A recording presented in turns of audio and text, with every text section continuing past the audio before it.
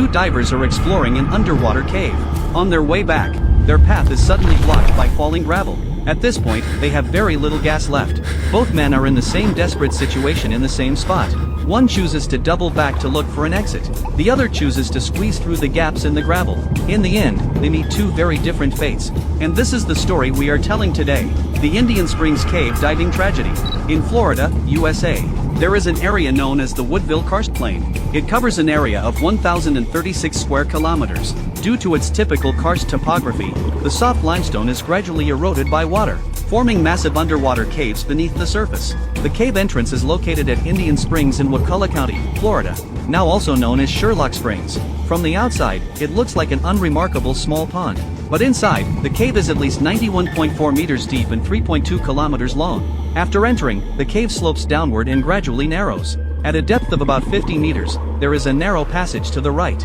Only one person can pass through here at a time. But once through, a whole new world opens up. First is the vast and open Wakulla Hall. Next is a straight, spacious tunnel, extending all the way to a junction called the Grand Canyon. After heading down from here and moving to the left, you can return through an upward passage. This was basically the limit of exploration at that time. The guideline ends abruptly right here.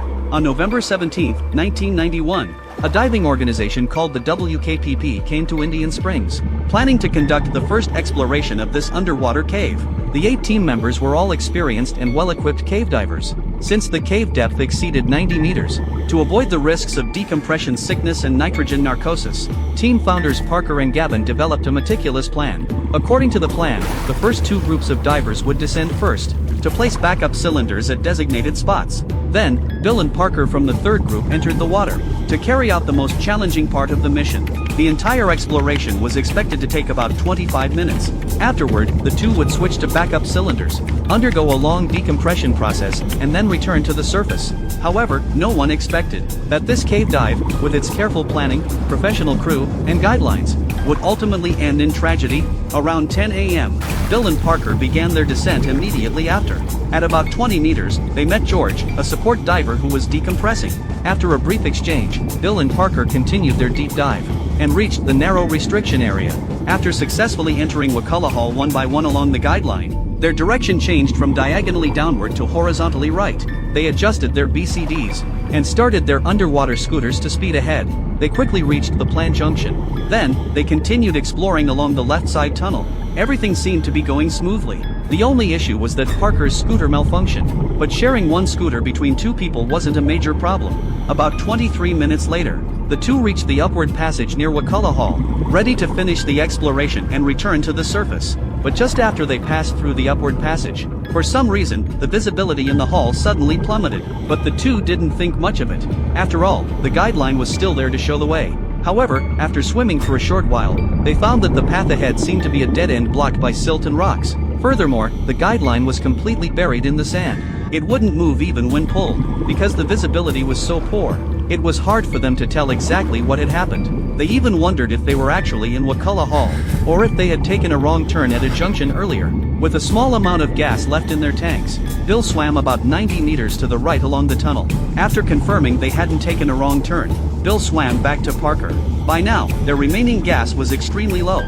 Parker picked up his slate and wrote, "What do we do?" But Bill was also clueless about the wall in front of them.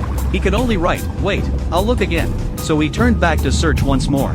Clearly, he found nothing again, even though he had been gone for less than 5 minutes. When Bill returned, he couldn't find Parker anywhere. He wondered if Parker had also gone to look for another passage. As his gas slowly ran out, Parker still hadn't returned.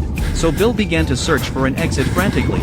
Suddenly, he noticed a small opening at the top of the sand pile. There seemed to be a regulator inside. In his state of confusion at the time, he didn't have time to think about what that meant. After he struggled to squeeze out, he found another tank in front of him, but his own gas was nearly gone. Bill followed the guideline with all his might, holding his breath and pushing through to a depth of 33 meters above. He finally reached the spot where the backup cylinders were placed. Having regained a gas supply, Bill did not feel the slightest sense of relief, because the tank reserved for Parker was still there. The timing meant that his partner had already drowned.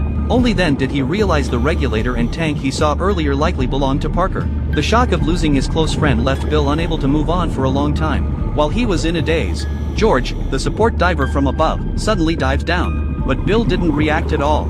George checked Bill's pressure gauge and confirmed that he still had gas. Just as he was wondering why, he saw the slate Bill handed over. Only then did George understand what had happened. Seeing that Bill was not in a good state, George returned to the surface to call for other support divers to help bring Bill back to shore together. After reporting the incident to the police, everyone gradually learned the truth of what had occurred. It turns out that about 5 minutes after George greeted the two, he had already ascended to 6.1 meters for decompression. Suddenly, he felt a surge of water rush past him. After confirming it wasn't caused by his own scooter, his sixth sense prompted George to dive down again to check the situation. He went to the spot where the tanks were kept, and didn't find anything unusual. But what he didn't know was that the sudden surge of water was caused by the collapse of the main chamber ceiling. By then, the narrow passage was completely blocked by gravel. At George's depth at the time, he couldn't see what was happening below at all. After he returned to shore, he couldn't shake the feeling that something was very wrong. Why would a sudden current appear underwater? Therefore, when it was time for the two to return, George dived down again to check the tanks and see if Parker and Bill were safe. He only found Bill there alone, looking shell-shocked. And we know the rest of the story. It wasn't until the next morning that the police found Parker's body at the top of the main chamber. Ironically, the officer responsible for the recovery dive was one of Parker's former diving students. Based on the location where Parker was found and the items left behind, it was inferred that, while Bill was searching for an exit a second time, Parker's gas ran out first. In his final moments, he struggled to dig through the sand pile and squeeze through. In the process, he discarded his regulator and tank. Although he ascended immediately after squeezing back into the main chamber, his body had already reached the limit of holding its breath. So, not far from the tank station, Parker lost consciousness. Afterward, due to the natural positive buoyancy of his wetsuit, Parker's body slowly floated to the ceiling of the cave, and the gap he had forced open before he died unintentionally saved Bill's life. But as for why the chamber ceiling suddenly collapsed, the answer wasn't uncovered until 20 years later by oceanography professor Doran Knopf. In 2013, Doran published a paper detailing the experimental process and revealing the physical principles behind the tragedy. At depths like those in Indian Springs, long decompression stops are often required. The bubbles exhaled by the divers become trapped against the cave ceiling. Because of these bubbles, the limestone loses the buoyancy provided by the water and becomes heavier, thus compromising the stability of the cave roof. On the day of the incident, multiple divers were performing decompression stops there, which ultimately led to the collapse of the ceiling. This theory has had a profound impact on cave divers all over the world. Considering that decompression is a necessary step before surfacing, Doran suggests that divers should avoid long decompression stops in the exact same spot.